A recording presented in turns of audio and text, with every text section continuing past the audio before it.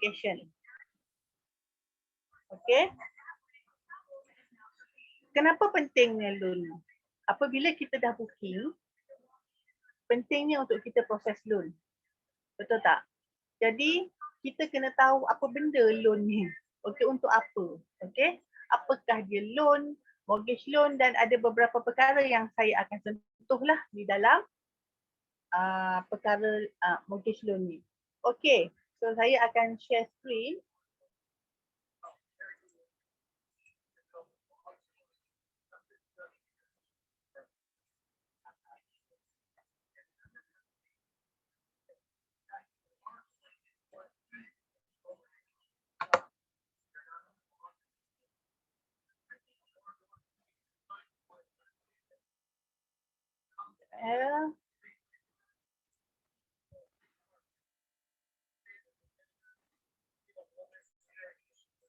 Apa yang saya akan kongsi hari ini adalah apakah dokumentasi yang penting. Baik. Dan apakah dia punya flow mortgage loan ni. Alright. So,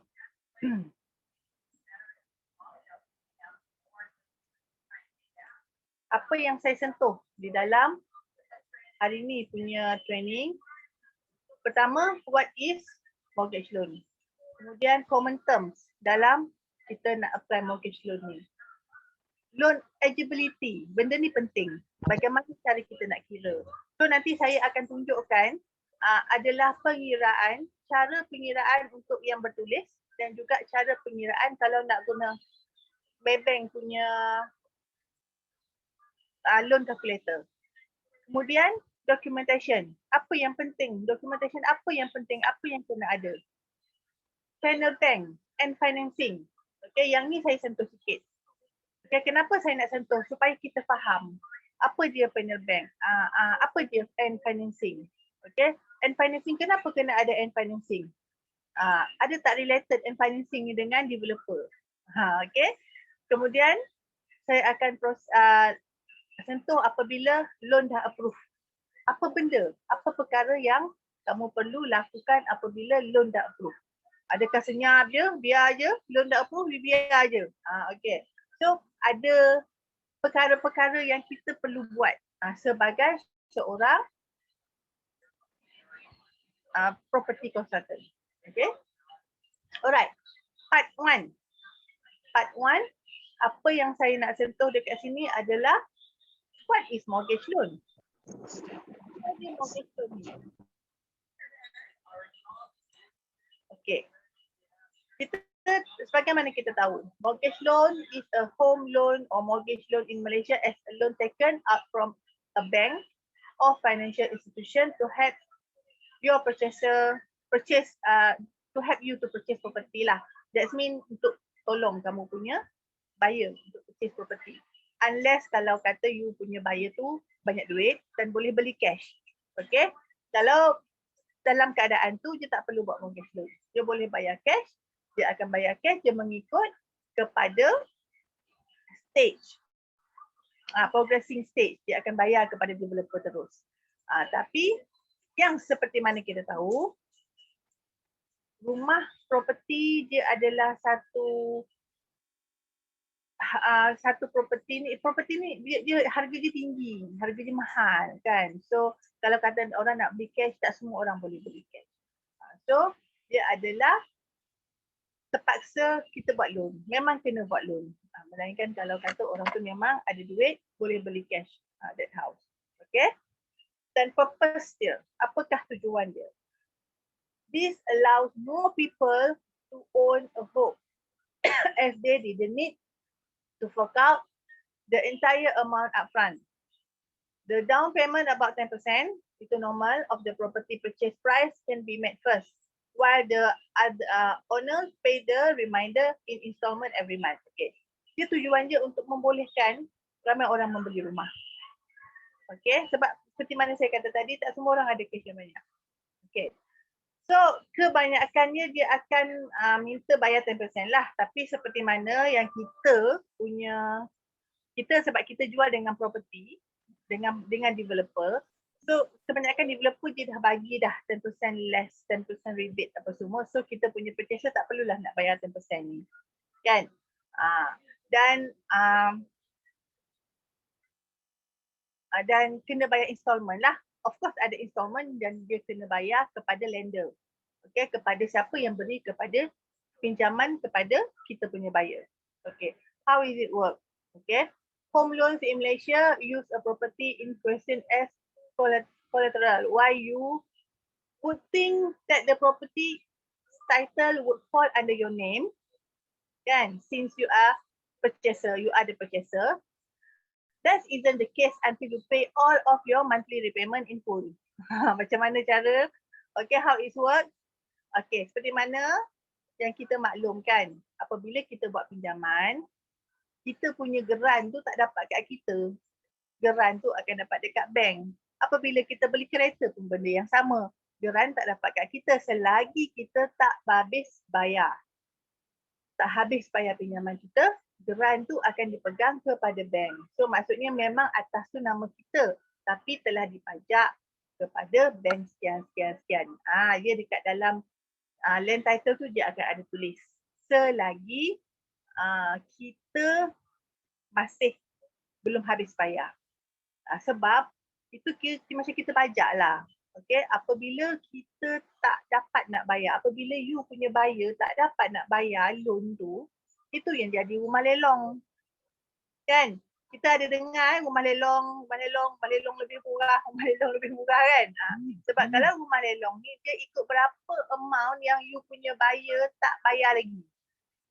Kalau kata you punya buyer dah bayar half, kemungkinan dia lelong daripada yang half tu lah. Katalah rumah tu harga 400,000. So you punya buyer, bank dah kira apa semua, dia dah bayar 200,000.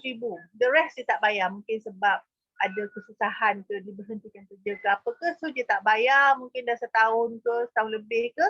So bank akan buat lelong. Dia akan buat lelong daripada harga tu lah, harga 200,000. Tapi apabila dia lelong, ada kemungkinan orang akan lebih lah, bid kan, lelong. Rumah tu ramai pula yang minat, jadi rumah tu jadi 600,000. Kan? So yang itu urusan lain lah, urusan dengan bank. Tapi bagaimana, how it works, macam itulah caranya. Okay? Biarpun rumah tu di atas nama kita. Sekarang ni kita sebut kita lah, macam kita lah pembeli. Okay? Atas nama kita. Tapi kita dah cagarkan kepada bank sebenarnya. Sebab kita buat loan. Kita buat mortgage loan. Sampailah kita dah habis bayar, dah full payment dengan bank. Bank dah bagi release letter, so geran akan dapat kat kita, barulah itu menjadi hak mutlak kita. So bank tak boleh tutup dah. Okay? Okay. Itulah caranya. Okay? Itulah apakah dia mortgage loan. Right? Apakah dia tujuan dia? Supaya ramai lagi orang boleh beli rumah. Kalau katalah tak ada mortgage loan ni, kita pun susah nak jual. Betul tak? Okay. Seterusnya, part 2. Okay, ni tadi. Okay, seterusnya part 2, common terms. Okay, common terms ni saya memang dah ada sebut dekat dalam basic knowledge. Okay, yang ni saya ulang sedikit lah. Okay, saya ulang sedikit. Loan eligibility. Loan eligibility ni adalah a criteria that has been standardized by lenders. Lenders tu bank lah to evaluate willingness and ability of a customer to qualify for the loan scheme. Loan ability ni adalah untuk standard yang telah ditetapkan oleh bank lah. Okay. Berapa dia boleh loan. Okay, banyak mana dia punya loan. Ada beberapa syarat dia untuk nak dapatkan loan tu. Kan. Lepas tu and financing. And financing and arrangement with project developer to provide loans property. To provide loans property purchase to help them finance the purchase price of the property lah. Jadi financing ni adalah bank yang telah dilantik oleh developer untuk membantu finance kepada buyer. Okay, membantu untuk buyer buat loan. Okay, base rate ni adalah refers to cost fund set by the bank which is operational, cost incurred by the bank. So base rate ni adalah dia punya rate lah, dia punya orang kata interest. Interest. Dulu BLR tu sebab bank negara pun ada tetapkan, tapi tak silap saya start daripada 2015 dia dah ada berubah sikit, so sebab tu dia dipanggil base rate. Okay, dia panggil base rate. Okay. Alright. Lepas tu DSR. DSR ni penting DSR ni penting. Okay, DSR show how much of a person income is used to service that installment and is represented as a percentage of income. So DSR ni adalah debt service ratio, di mana komitmen. Okay, sebanyak mana komitmen. DSR tu pun ada pengiraannya. Macam mana kita nak kira DSR? Sebab DSR ni dia akan berkaitan nanti dengan loan eligibility. Dia memang berkaitan. Okay? Sebab kita kena kira juga dia punya DSR untuk nak tahu kan dia punya loan eligibility berapa. Okay? CRIS, CITOS. CITOS ni perkara benda yang hampir sama.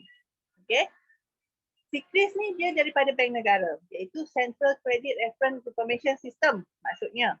Okay, a system created by bank negara which synthesize credit information about borrower, credit report. So credit report lah, credit report kita punya buyer. CITOS pun sama. CITOS pun menunjukkan credit report buyer juga. Tapi dianya di-handle, okay, dia handle by private company, managed by private company. Dan CITOS ni dia lebih lagi. Dia kalau kata CRIS hanya pada bank saja. Bank yang register dengan bank negara macam bank Islam ke, you ada hutang ASB dengan Maybank. Kira kalau kata you tak bayar. And then PTPTN of course adalah dengan CRIS lepas tu kalau kata dengan you buat personal loan, you buat loan kereta, semua tu dengan bank. Tak kisahlah CIMB ke, Public Bank ke, Kuwait Bank ke, Standard Chartered Bank ke, memang akan ada dalam CRIS kalau akan ada keluar dia punya rekod. Kalau cantik 000 atau 111. Kalau dia dah 2 tu dia macam sikit. Kalau dah 3 tu terus. 4 out. Kan? Dia macam tu. Okay? CITOS pun jangan gelak. Ni nak menarik minat korang ni. Okay, CITOS pun lebih kurang sama macam CRIS. Cuma CITOS ni dia bukannya dengan bank sahaja. Dia kan orang beli motor dia tak buat loan dengan bank kan? Orang beli motor dia buat loan dengan mana? Kedai motor lah. Kedai Aceng ke, kedai Aheng ke kan? Ataupun dia buat loan Ion Credit ke? Ion Credit. Lepas tu buat loan Cosmemed, Telco, kan? Itu semua akan keluar dekat CITOS. Hatta kalau kata you ada buat loan, macam dulu-dulu ada satu, apa namanya, lingua yang untuk bahasa tu. Itu pun keluar dalam CITOS. So dia bergantung kepada company tu. Kalau company tu dia register CITOS, memang akan keluar. Memang akan ada report you. Lagi satu dekat CITOS ni dia lebih details bukan itu sahaja. Kalau kata you ada dapat ni dengan bank, dengan lawyer ke, okay, mungkin yang orang yang menuntut hutang dekat you tu dah buat ni dengan lawyer, okay, dah masuk mahkamah, so akan keluar juga dalam CITOS. So CITOS ni sebenarnya lebih detail. Tapi kadang-kadang bank dia hanya pada CRIS saja. Tapi ada juga bank sekarang ni dia dah lebih cerdik, dia akan tengok CITOS sekali. Okay, sebab CITOS dengan CRIS sekarang ni dua-dua you dah boleh dapatkan melalui online. You boleh buat sendiri tapi you kena bayar. Betul tak Nizam? Kan? You boleh cari buat sendiri tapi you kena bayarlah. Sebab tu kita ada RSKU kan? Kita ada RSKU yang nakkan CRIS report. Dan siapa yang buat projek RSKU tu? Kan kita kena bayar ekstra RM15 kepada developer. Kenapa? Sebab itu untuk nak bayar untuk CRIS punya report. Kena bayar tau, bukan free. Tapi sebenarnya kalau developer dia bagi kurang lah, ikutkan dia nak pembayar dia lebih kurang RM20 lebih rasanya. So developer dia bagi subsoil lah RM15 macam tu. Okay. So memang kena bayar kalau nak dapatkan report secret ataupun sitos. So kalau kata you punya buyer kan, macam dia pun tak tahu, tak tahulah, rasanya macam ada tapi macam tak ada. Okay, you boleh advise you punya buyer dapatkan online. Kalau dulu secret memang kena pergi bank negara ataupun pergi ke bank nak dapatkan report sebab dia ada dia punya sistem. Tapi sekarang ni boleh buat sendiri.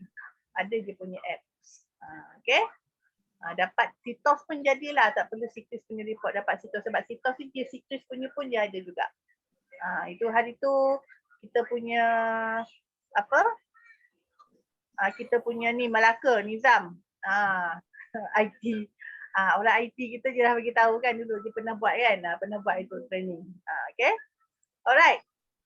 Dan common terms, letter offer, loan agreement. Okay, apakah letter offer? Letter offer is offer would include the following details like legal address of property, price, deposit, sales date, date, semualah dekat dalam letter offer. Apabila kalau kata buyer kita dah approve loan. Lepas tu loan agreement adalah contract between a borrower and lender which will regulate a mutual promises made by each party. Itu adalah kontrak lah, loan agreement, dan nama pun agreement. So agreement tu of course berkaitan dengan kontrak yang perlu di stamping. Kan? Okay, so ini adalah common terms yang biasa kita akan guna. Rasa-rasa ada tak yang lain-lain yang you rasa yang you akan guna common terms untuk loan ni? Ada yang lain tak?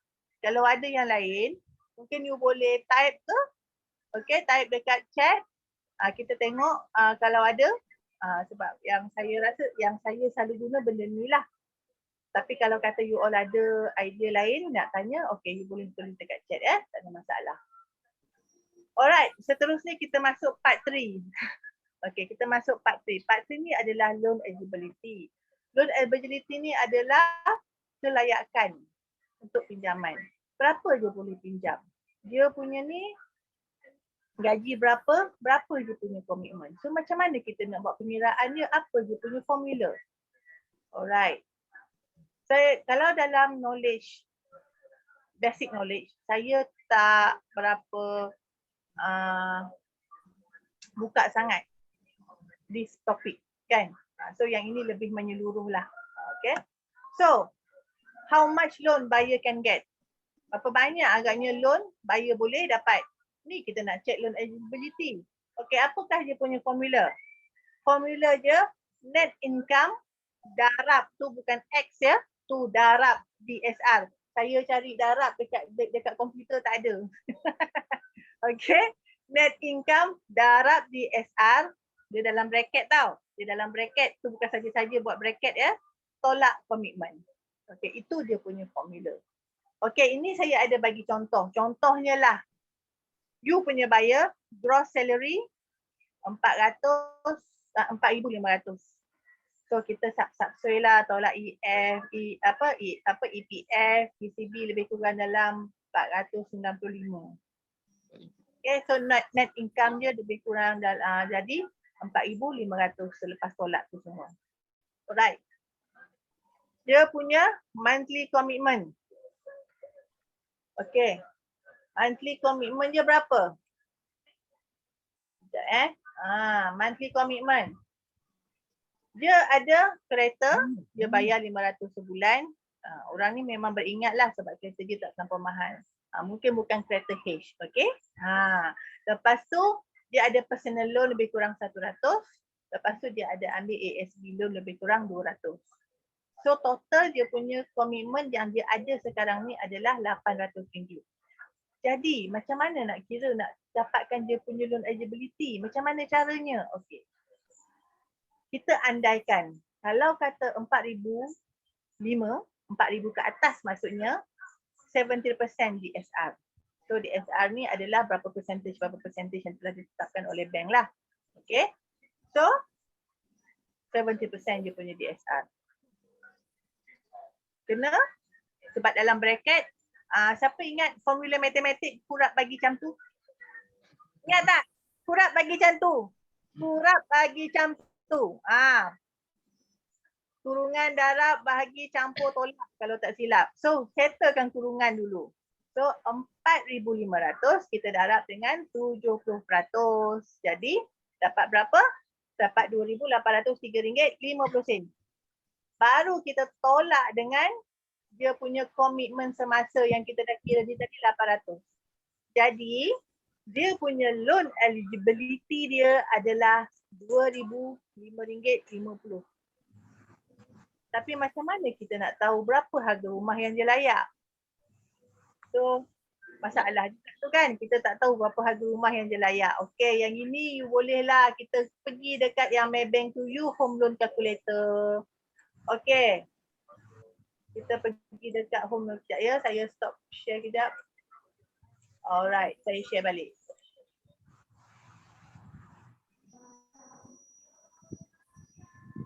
Alright. Ini dia home loan calculator. Maybank home loan calculator ini memang sangat membantu. So daripada sini kita dapat tahu berapa yang kita punya buyer boleh apply loan dan harga rumah berapa yang dia boleh mampu beli. Okey, dekat sini tadi kita buat dia punya gross monthly sales income. Gross ya, gross tu maksudnya yang semualah. Tapi dia punya basic, gross basic, bukannya tak termasuk dia punya overtime ke, dia punya allowance ke apa ke tak masuk. Kecuali kalau fixed allowance lah. Tapi kalau dia punya overtime tak masuk tau, itu adalah dia punya gross monthly sales income. Sekarang ni saja untuk overtime overtime ke allowance yang unfixed tak masuk. So kata dia punya ni adalah 4,500. So kita dah tolak tadi dia punya EPF, PCB apa semua bagai lebih kurang dalam RM495. So net salary dia 405. Kan? Okay. So itu lepas tu dia punya komitmen tadi berapa? Kereta 500, personal loan 100, lepas tu ASB. Okay, ASB loan kan? ASB loan kita letaklah dekat other loan. 200. Orang ni bagus sebab dia tak ada kredit.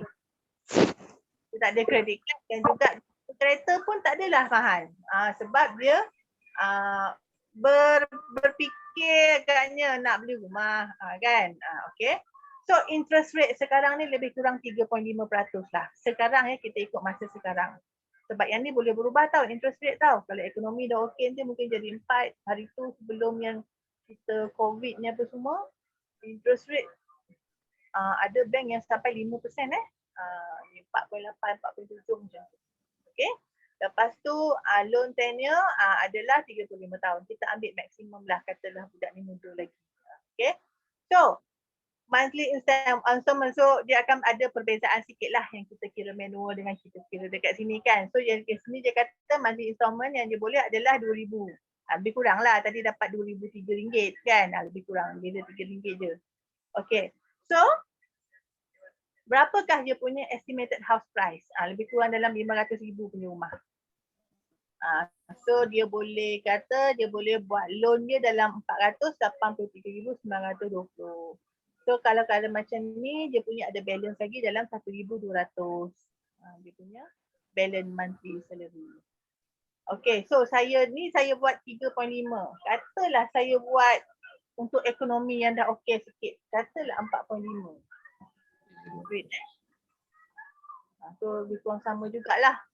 Monthly installment dia punya ni adalah RM2,000. Tapi harga rumah ni akan jadi kurang. Maksimum monthly installmentnya RM2,000. Tapi dia punya estimate price dia akan jadi kurang. Untuk rumah akan jadi kurang dekat sini. Tadi RM500,000 kan? So bila dah naik interest rate, dia dah jadi RM444,000. Kalau kata ekonomi okey nanti, so saya rasa yang ni kita boleh create agency lah. Kan? Bila ekonomi okey nanti kan, compare ya, yang ni kata 3.5, you punya buyer boleh RM500,000. Kalau kata ekonomi okey memang interest akan naik jadi 4, kata 4.5, RM444, kena 440, 450 lah. Dalam 60,000 lah. Lebih kurang 60,000. So yang ni kita boleh jadikan point untuk buyer. Untuk buyer supaya beringat. Kita ingatkan mereka. Kita bukan nak push tapi kita ingat, kita share apa yang kita tahu yang kemungkinan dia orang tak nampak. Okay. So ini adalah kiraan kalau untuk eligibility daripada Maybank. So actually ada banyak lagi sebenarnya untuk nak kira eligibility ni selain daripada Maybank. Tapi pada saya yang paling mudah adalah Maybank punya website ni lah paling mudah pada saya. Kan? Alright. Okay. Ini how much debt service ratio. How much yang dekat bank. Berapa DSR dekat bank? DSR yang dibenarkan. Okay. Saya sebenarnya saya tak ambil banyak. Saya tak ambil lah semua bank. Tapi saya ambil bank-bank yang kita popular. Okay. Yang bank yang selalu kita guna. Alright. Kalau ikutkan dekat sini, macam BSN, bawah 3,000 boleh 60%. Bawah 3,000 60%. Termasuk BSN ni kira tinggi juga DSR dia. 3,000 hingga 5,000 70%, 5,000 ke atas 80%. So kiranya BSN ni tinggi juga. Okay. Dan Maybank below dia bawah 3,500 40% DSR. Maybank. Tapi kalau kata 3,500 ke atas dia terus 70%. Kalau Maybank. Sebab tu kalau Maybank, kalau kata you punya buyer dapat kena dalam gaji dalam 3,500, kadang-kadang tu tak lepas. Sebab dia 40% dia. Sebab 3,500 tu dia punya basic. Tak tolak lagi dengan dia punya PCD, EPF apa semua kan. So nanti dia jadi lebih kurang. So dia akan jadi below 3,500. Sebab tu kadang-kadang Maybank tak lepas. Okay.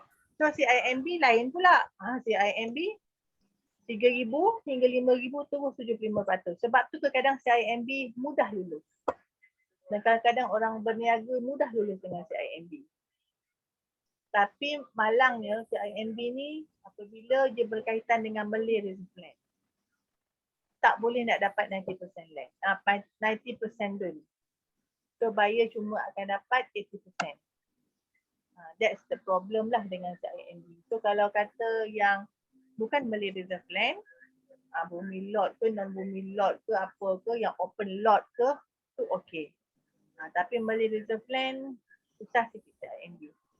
Sebab itu CIMB punya polisi. Kita pun tak tahu kenapa CIMB meresist sangat. Itulah pasal. Okay. So, melainkan kalau kata you punya bayar, okey lah, I boleh top up. So, okey lah. Kan? Kalau kata you punya buyer kata, kita tak ada untuk top up, so memang kita tak boleh CIMB. Kena hantar ke bank lain. Okay? Alright. So, ini adalah loan eligibility. So untuk yang DSR bank ni sebenarnya bergantung kepada bank. Lain bank, lain dia punya DSR. Dia tak sama. Itu yang kita nak bagi tahulah dekat sini. Dan ada sesetengah bank dia akan terima overtime sebagai pendapatan. Tapi bukan 100% lah. Overtime mungkin dia ambil 50% ke. Ada yang bank dia ambil 60%. Ada yang bank dia ambil 30%. Boleh.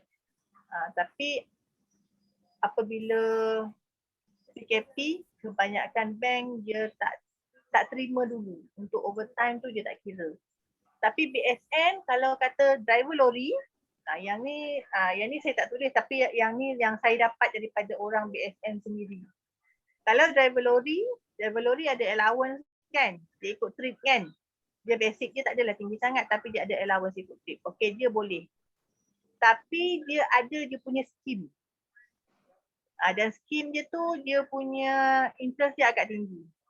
Itulah berbezanya. So terserahlah. Kalau kata nak boleh ambil. Macam tu. Dia bank pun dia cari makan juga kan. Kalau tak macam mana bank nak dapat income, kita faham lah. Alright. Part 4. Documentation.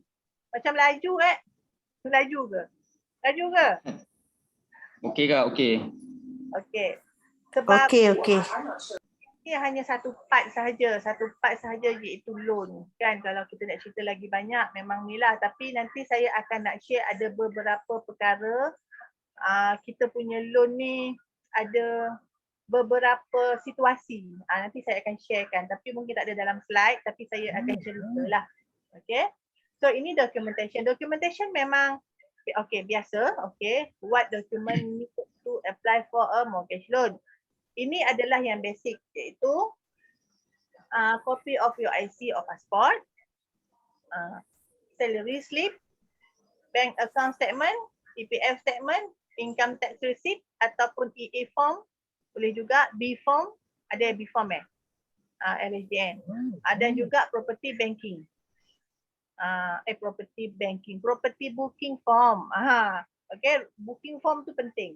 Yang ini yang biasa. Tapi kadang-kadang bank dia akan minta extra dokumen kalau kata dia nak kukuhkan. Kita punya buyer, kita punya kredit. Contohlah, kita punya buyer dia kata, saya ada rumah sewa. Ada satu rumah tu saya sewakan, dia kata. Okey. Sebenarnya rumah sewa boleh dikira sebagai pendapatan. Tapi dengan syarat mesti ada kontrak. Ya? Ada kontrak. Ya, mesti ada kontrak. Yang dah stamping ya, sekadar kontrak dia tak kira. Dia mesti ada kontrak yang di stamping. Kalau kontrak just agreement saja, tenancy agreement yang biasa tu kita tak kira. Kalau tak ada stamping dia tak kira, kena ada stamping. Dan selalunya dia macam dah stamping dalam 3-4 bulan tu lagi senang nak approve. Kalau kata you baru nak apply loan, baru you nak buat, baru you nak stamping, kadang-kadang dia akan tunggu dulu 3 bulan nanti kita proses. Tengok kepada banker lah. Kadang banker okey. Tapi tenancy agreement, pendapatan daripada sewa rumah dia memang akan kira sebagai pendapatan. Rent contract kena declare. Kena lah. Dah dapatkan stamping, tak pergi LHDN. Stamping LHDN. Tak boleh stamping pergi kedai stamp, pergi kedai stamp. Tak boleh pergi pejabat pos, tak boleh. Kalau kata pergi pejabat pos, dia boleh beli stamp saja. Tapi nak matikan stamp, tetap kena dekat LHDN. Kena LHDN So itu dah kira declare lah. Sebab di LHDN akan ada kita punya rekod. So nak buat macam mana? Tak boleh nak buat apa. So kalau LHDN kata itu, LHDN pun tentu kata itu sebagai pendapatan, kemungkinan akan kena tax lah. Kan? So kita kena terima lah. Okay? Tak boleh nak buat apa. Sekarang ni LHDN pun mengejar orang ni sekarang ni kan. Okay, kita stop cakap pasal LHDN. Okay, yang ini adalah dokumen yang diperlukan untuk mortgage loan. Ini yang biasa. Okay, yang biasa yang bekerja dengan government ataupun yang bekerja dengan swasta yang ada payslip setiap bulan. Okay, yang menggunakan yang ada payslip dan dia di bank in. Bukannya yang guna macam bayar cash. Bayar cash ni selalu ni susah. Bayar cash susah. Saya ada pengalaman bayar cash. Masalahnya dia dah lah bayar cash. Lepas tu dia tak masukkan dalam bank. Kalau kata bos dia bayar cash, lepas tu dia masukkan dalam bank, amount yang sama yang dengan gaji dia tak ada masalah. Tapi dia simpan. Mungkin masuk dalam bank pun mungkin 50%. 50% lagi nak guna macam tu. So susah kalau bayar cash. Dia kena yang bank in. Alright. Yang ini pula adalah additional for self-employed. Siapa yang bekerja sendiri, yang macam ada company ke apa ke kan? Ya, ada company. So kena bagi company registration document. Itulah SSM. Dalam SSM tu pun dia bukan dia SSM yang depan tu saja bagi tau. Dia dekat ada yang muka surat belakang ni tu siapa dia punya owner apa-apa semua tu, yang itu maklumat tu yang dia nak. Okay, maklumat tu juga dia nak. Dia bukan nak yang depan je, yang belakang tu sekali. Bukannya SSM sijil yang depan tu je. Okay, setengah orang bila kita kata company registration, dia bagi yang depan tu je, yang belakang dia tak bagi. So yang depan tu je mana kita tahu siapa punya. Mungkin nama-nama kita tapi sebenarnya ownernya orang lain. Kan? Sebab tu dia nak yang belakang tu sekali. Ada yang tulis nama siapa dia punya owner. Okay? Lepas tu company bank statement. Apabila seseorang yang ada SSM, seeloknya dia ada bank statement, ada bank untuk company sendiri. Maksudnya dia tak letak dalam pribadi, dalam dia punya bank pribadi. Sebab awak berniaga kan, so itu lebih kepada account lah. Ada banyak kebaikan je selain daripada nak apply loan. Selain daripada tu senang nanti untuk account, untuk nak kira tax ke, nak apa ke, lebih senang, nak audit ke senang. So kena bagi company bank statement. Okay. Lepas tu income tax receipt lah. Income tax receipt, okay. Kalau perasan tadi, yang dekat sini pun ada income tax receipt. Okay, yang ni sebab bekerja sendiri. Maksudnya sendiri punya income tax receipt. Tapi yang ini adalah yang company punya. Okay, yang kita punya company. Contohnya lah kalau Nizam dia ada nama company, nama Nizam Property Enterprise cakap kan. So dia nak income tax receipt Nizam Property Enterprise tu. Okay. Lepas tu Aziz akan minta extra dokumen. Itulah macam-macam lah. Extra dokumen ni ada pelbagai. Ada salah satunya sewa rumah tu kan. Tenancy agreement ataupun you ada simpanan dekat ASB ke, dekat tabung haji ke, ataupun you ada buat fix Deposit. FD ke, kadang-kadang kita minta itu sebagai untuk sokongan, untuk nak meningkatkan dia punya scoring. Sebab bank ni dia ada score. Ingat jangan budak periksa je ada score ya, bank pun ada score. Okay? Alright. So ini adalah dokumen apa yang diperlukan. Okay, tadi saya bagi tahu yang untuk biasa, yang ini adalah untuk self-employed. Alright. So, how long? Saya rasa how long ni yang long saya nak cerita ni. How long is the home loan application process? Sebab dia ni bergantung sebenarnya. Okay, dekat sini dia kata the home loan application process can be a lengthy one, boleh jadi panjang. On average, you can expect it to take anywhere from 2 days up to 1 week lah. Okay, so bergantung kepada keadaan. Okay, untuk nak prepare dokumen pun makan masa juga kan untuk prepare dokumen. Okay, contohlah dah dapat dah semua dokumen ni dah dapat dah. So dia akan hantar. They will request for confirmation of your particulars from mainly 3 parties. 3 parti ni dia akan hantar dulu. Okay, dia akan hantar ke Sikris, tengok Sikris. Sebab tu kadang-kadang you akan dapat jawapan Sikris dulu. Sikris tak cantik lah, you akan dapat tu dulu. Kan? Okay. So, Sikris cantik ke tak cantik? Kalau Sikris cantik, okay, lepas. Okay. Selain daripada tu, dia akan tengok pada komitmen jugalah, DSR apa semua tu. Yang itu, selalunya bank dia dah kira kat depan. Maksudnya dekat kaunter tu dia dah kira dah. Dia tak masuk lagi dekat dalam sistem. Dekat kaunter dia dah kira. Okay. Lepas tu, Sikris dia check. Ada tak macam tunggakan terlampau lama ke apa ke, benda tu penting. Lepas tu, income tax.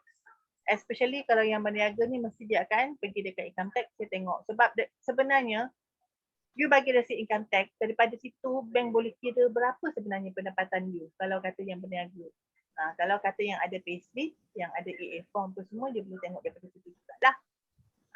Kan, daripada EA form, tapi dia akan buat confirmation juga dengan income tax. So kalau kata ada macam tak tally ke apa ke, selalunya dia akan tanyalah. Okay, dia akan minta mungkin ada support document ke, dia dipanggil apa? Dia panggil query. Dia panggil query, ada query lah. Okay. Lepas tu dia tengok pada EPF. Sebab EPF ni dia related dengan tempat kerja. Okay, kalau kata kita bekerja yang ada makan gaji, dia akan tengok EPF. Sebab EPF you tolak berapa, sebenarnya itulah dia punya gaji. Kalau tak tally, dia akan query jugalah. Kalau tally, tak ada masalah. Okay. If the bank is concerned about your ability to repay or another aspect of your application, they may request for additional document which will further delay the process. Kalau kata bank perlukan additional document, dia nak extra document, nak perkukuhkan you punya ni, so mungkin ada delay lah. Ataupun ada setengah bank sebab mungkin okay dia tengok you punya credit card, mungkin ada sikit dia suruh you settlekan credit card. Okay, settlekan credit card, mungkin after 1 month baru boleh proses. Macam tu. So mungkin ada beberapa ni jugalah. Kadang ada juga case yang macam dia berhutang dengan, kan tengok sitos juga kan, ada hutang dengan kedai motor. Kemudian dia suruh buyer kalau kata dia dapat settle ke hutang dengan kedai motor ni, dia boleh lepas. Contohlah. So kenalah tunggu buyer tu settlekan. Kalau kata settlekan, buyer settlekan baru dia proses. Okay? Okay. So how long is the home loan application process ni sebenarnya pun bergantung kepada situasi, bergantung kepada keadaan juga, keadaan rumah tu macam mana. Okay, ni saya nak cerita lah. Ni saya nak cerita, sebab ya, sekejap tengok yang ni. Okay, bank panel. Okay, saya cerita dekat bank panel lah. Okay, tapi yang how long ni memang bergantung kepada satu documentation. Okay, bergantung kepada berapa lama you punya buyer prepare document. Kalau you punya buyer prepare document terlampau lama, maka lambatlah nak approve loan. Ataupun you punya buyer dah approve loan tapi hek kan tak nak sign letter offer lah apa-apa semua bagai, itu pun akan menjadi masalah juga. Ataupun you punya buyer tak nak bagi kerjasama. Itu pun masalah juga. Sebab tu kadang-kadang benda ni kita kena pandai bertoleransi satu, dan pandai memujuk buyer lah, supaya buyer tiba-tiba tak nak lah, saya nak cancel lah kan, sebab dia marah dengan kita. Kalau boleh jangan sampai macam tu. Okay. So, okay, part 5. Okay, part 5 adalah bank panel ataupun end financing. Apa yang anda faham pasal end financing? Apa yang you faham pasal end financing? Panel bank, selalu kita sebut panel bank. Okey lah, panel bank tu adalah bank yang dilantik oleh developer lah untuk membiayai, nampak macam membiayai kepada buyer kan, untuk dapatkan rumah. Okey, dia yang akan bagi buyer. So apakah dia end financing? Okey, end financing ialah yang dilantik yang saya sebut tadi, dan financial institution that provide bridging loan. Ni kan ada pula masuk bridging loan. Tentu tanya apa pula bridging loan. Okay. Provide bridging loan to developer can also arrange to finance prospective buyer home purchases. This is known as end financing. The fact that the financial institution can lend to both the developer and the buyer can be seen as killing two birds in one stone. Faham tak? Okay, dia macam ni. Bank bagi loan kepada buyer. Kemudian developer katalah dah sampai certain stage yang dia boleh claim daripada bank. Kan? So bank dia akan disburse kepada developer. So daripada duit itulah developer meneruskan dia punya projek. Itu sebenarnya itulah jadi bridging loan. So maksudnya sebenarnya bank dia bukan hanya bagi loan kepada buyer je, sebenarnya loan kepada developer juga. Tapi buyer yang kena bayar interest lah. Macam tu. Sebab bila kita fikir balik, property ni adalah satu perniagaan yang memang menggunakan kos yang tinggi untuk nak memulakan. Memang memulakan kos yang tinggi. Dia kata untuk nak permulaan satu-satu kata yang untuk 3 ekar punya tanah kan. Dulu, 5 tahun lepas. Developer memang perlukan at least 1 juta. Dia memang kena ada finance 1 juta. Kalau tidak, memang susah dia nak memulakan projek. Sebab ada banyak benda yang dia kena bayar. Yang 1 juta tu bukannya tak termasuk dengan harga, tidak termasuk dengan harga tanah tau.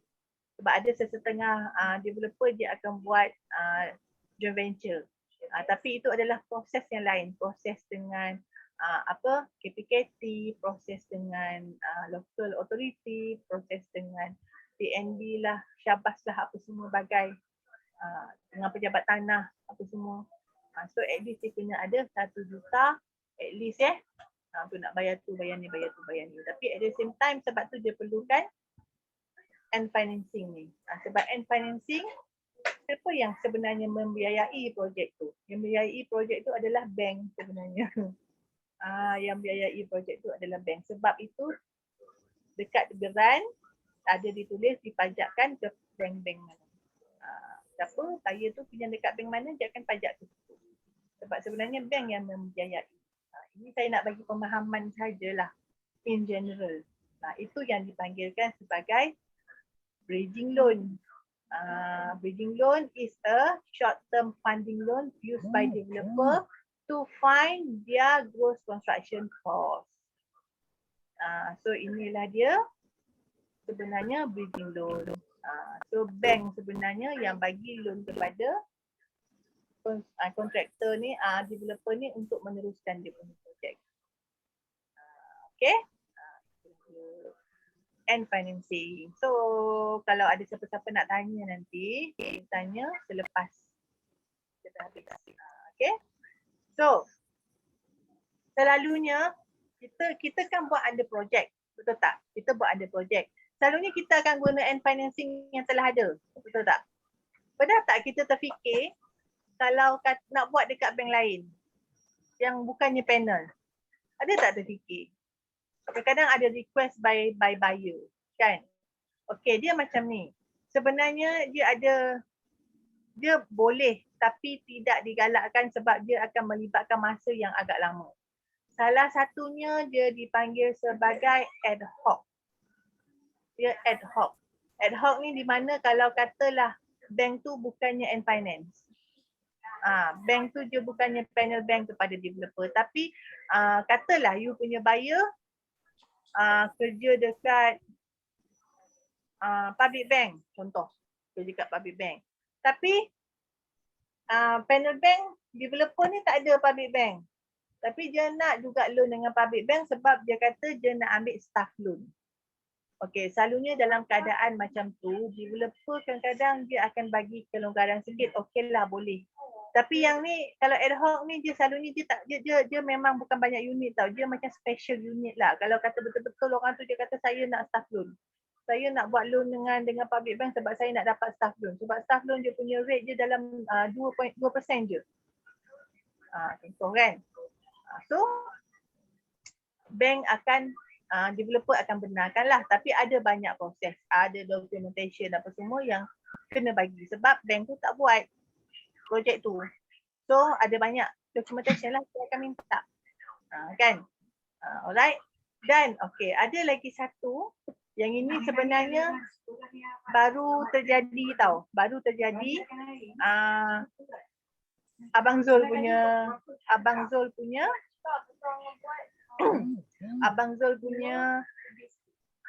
kes yang Abang Zul punya kes yang salak cemara. Okey?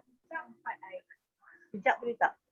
Yang salak cemara. Kalau kata yang salak cemara yang Abang Zul yang baru booking hari tu adalah fasa 1. Sebelum ni fasa 1 dah habis kan? So apabila fasa 1 dah habis, sebenarnya dia punya end financing pun banyak yang dah tamat tau. Banyak yang dah habis period, yang dah habis kuota pun dia, kemudian yang dah habis period pun dia juga. Maksudnya dia dah tamat tempoh. Dia dah tak valid dah tamat tempoh. So memang masalah ya, memang masalah apabila tinggal satu. So tadi kan kita pun berbincang dengan bank. Okey, saya dapatlah dengan Maybank. Okey, dengan Maybank. So apabila berbincang dengan orang Maybank ni, tahu tak dia cakap apa? Ada satu terms yang saya rasa yang ni pun first time saya dengar. Dia akan proses loan tu menggunakan kayaknya dia punya bukan kaedah lah. Dia punya jenis loan tu dia jadi completion without CF. Dia apply under completion without CF.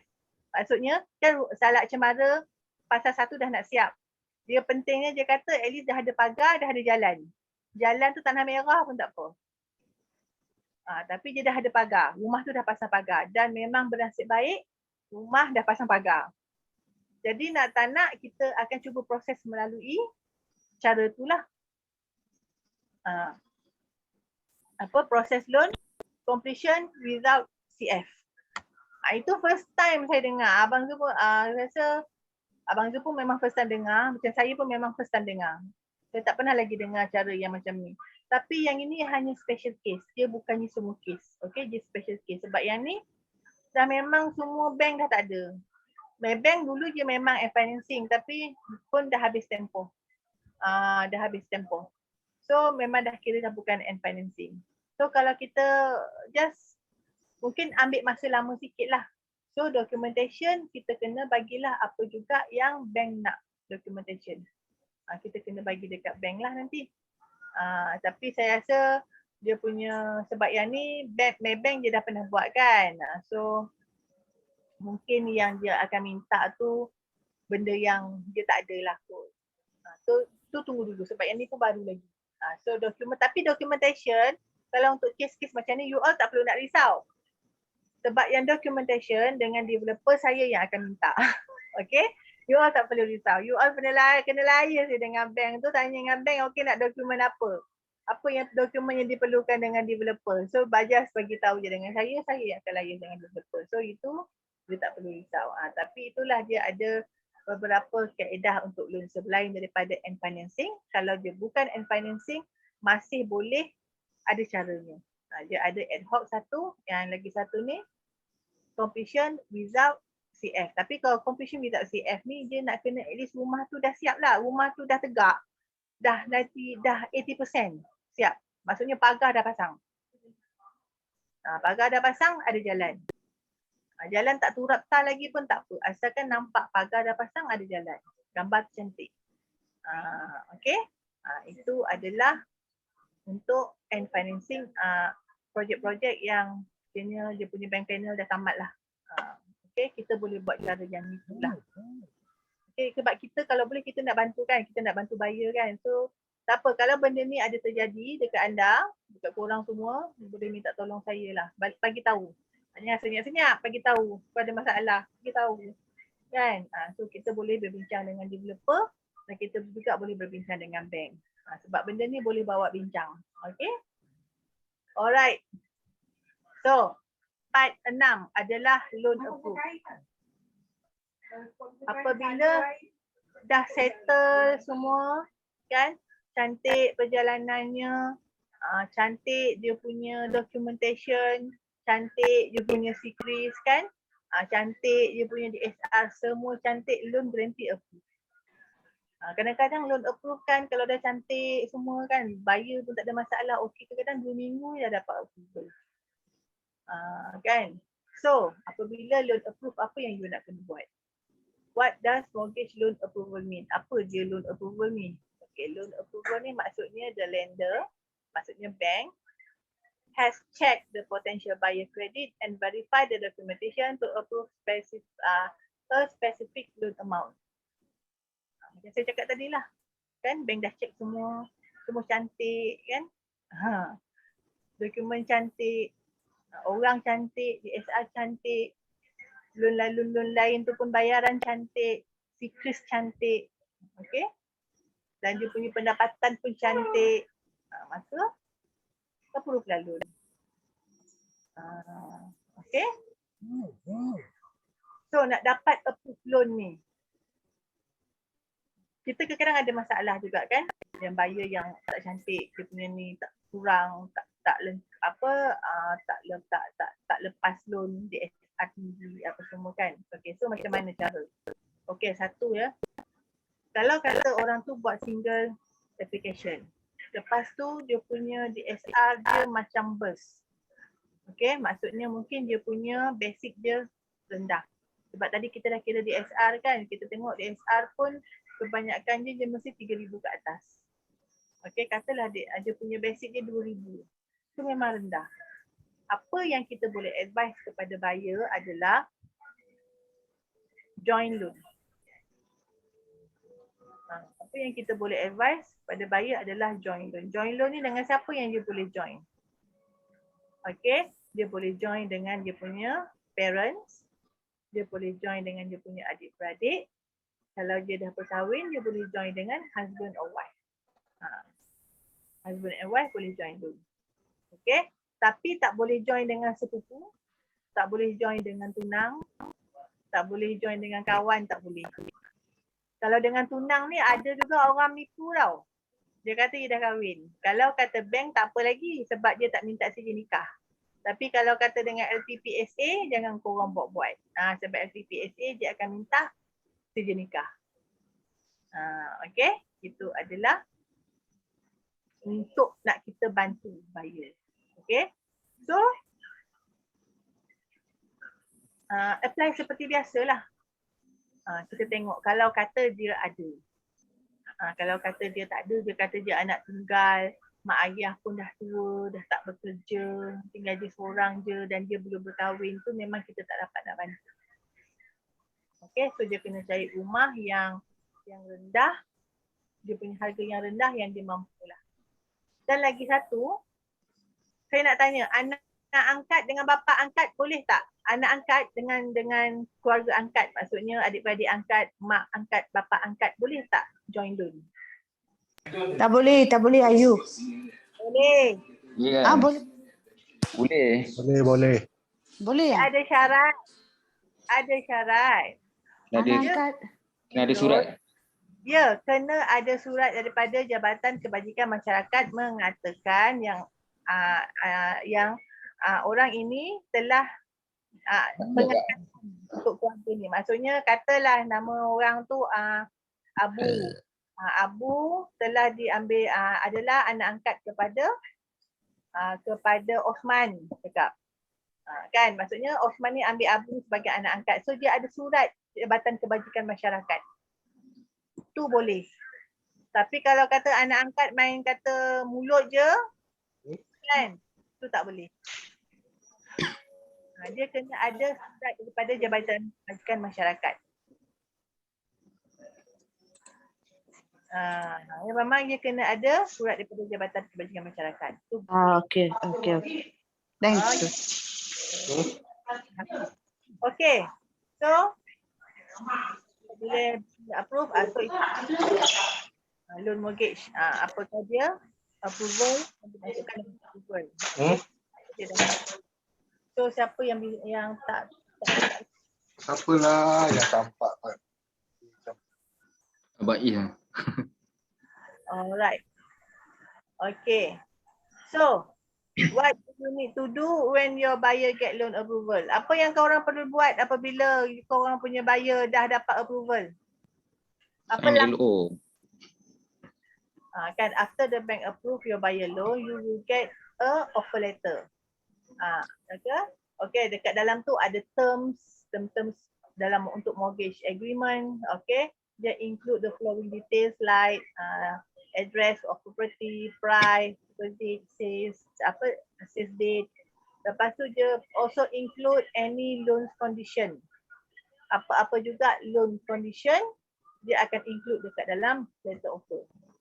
Okay, so your buyer will be required to sign the letter and return it to bank within the specified time. So maksudnya kena hantar balik, sign letter offer, hantar balik kepada bank. Sebab tak silap saya, kebanyakan bank dia hanya macam dia ada dia punya masa yang telah ditetapkan. So kalau kata loan dah approve, dia kena sign loan LO ni dalam masa 2 minggu ke 3 minggu. Kalau lebih daripada tu, dia akan terminate. Dia akan terminate. Dia tak akan tunggu sampai 2, 3, 4 bulan ni tak ada. Dia kena sign letter offer tu. Kalau dia tak sign, dia akan terminate. Okay, kebanyakannya banknya macam tu lah. So kena sign loan letter offer tu, offer letter. Letter offer kena sign. Okay, selepas tu apa nak buat? Okay. Following the letter of offer, the purchaser will next need to sign a sales and purchase agreement. Kena sign SMP. Selepas sign LO, sign SMP. Property buyers are usually given a period between 2 to 3 weeks to sign SPA agreement. Selalunya dia akan bagi masa 2-3 minggu jugalah untuk nak sign SMP. Okay. Tapi untuk nak sign loan agreement ni kadang-kadang ada bank yang okey kalau kata you nak sign sekali. Maksudnya you dah sign letter offer, dah hantar kan? Dah hantar dekat bank, balik ke letter offer. Lepas tu kita buyer kata dia nak senang, dia nak sign sekali je. Loan agreement dengan SMP dia nak sign sekali dalam masa hari yang sama. Ada sesetengah bank dia okey. Dia akan proses. Lepas tu sign dalam masa yang sama. Katalah you punya buyer macam masa agak tight ataupun you punya buyer macam kerja frontliner ke, tentera ke kan, doktor ke yang macam you tak ada cuti tau. Macam tentera kadang-kadang dia kena pergi jauh-jauh kan.